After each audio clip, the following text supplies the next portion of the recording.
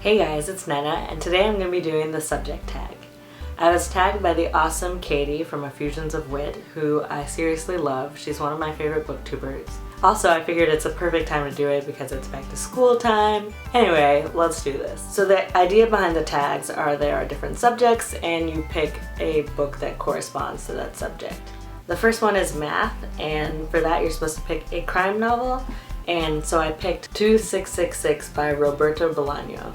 And I read this during my senior year of college, and it's a novel about a series of murders that are committed in a small border town in Mexico. There's actually a lot going on. There are like 5 different stories and they're interwoven and interconnected, and it's really dense but also really good and very intricate, and everything is connected. So I'm really glad I read this one for a class because I think I got so much more out of it because we were discussing it. I mean, the second subject is science, and for that you should pick a science fiction or fantasy novel, and I picked Outlander! I tried to pick a book that I hadn't shown before, but I don't happen to have a lot of science fiction fantasy in my apartment here, so I'm gonna show you Outlander because you already know I love this book, and yeah, I did a whole video on it, so I will link that below, but read it. Outlander, read it.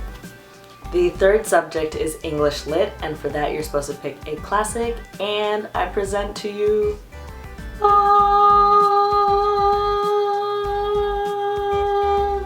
Little Women by Louisa May Alcott. I just got my Puffin and Bloom edition of this, and I love it. I mean, hello, look at this cover. Look at this cover. I think I'm gonna have to like do a close-up because you need to see the detail on this. This cover, I'm sorry, I'm just so in love with it. It just arrived, so I'm still like fangirling over it. Anyway, I hadn't read this book in a while, so last year around March I think I decided to reread this book. And I was just like, this book is so good. It's just absolutely charming and delightful, and why was it so long since I'd last read it? Anyway, I just fell in love with it all over again, and I love it, and I'm so happy I have this gorgeous edition of it because it's beautiful.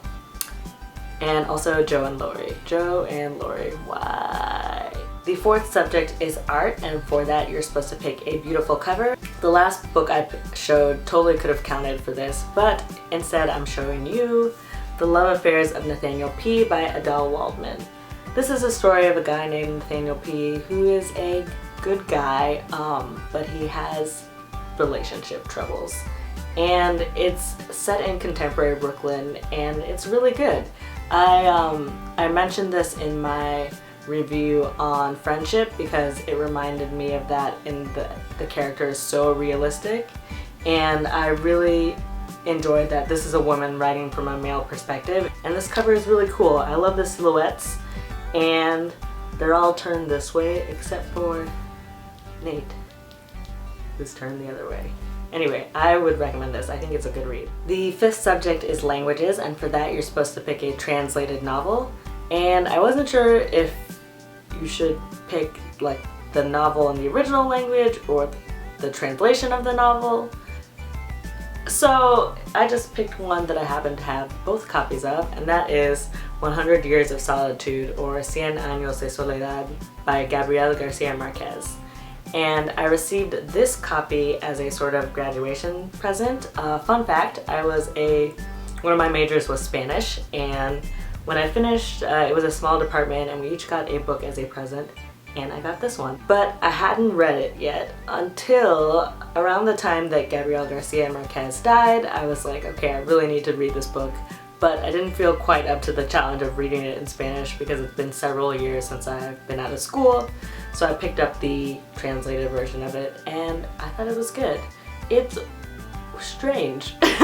It's strange, but interesting, and I like magical realism.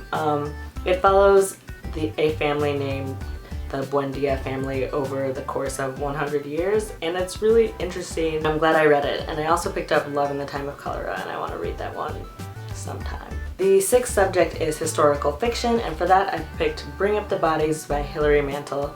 I thought this book, I love historical fiction. Let me just start out by saying I love historical fiction, and this book is so good. The writing is excellent. I mean, like, top notch. So it's about Thomas Cromwell, and in this book he is plotting with King Henry VIII to take down Anne Boleyn, basically, you know, annul their marriage so that Henry can marry again.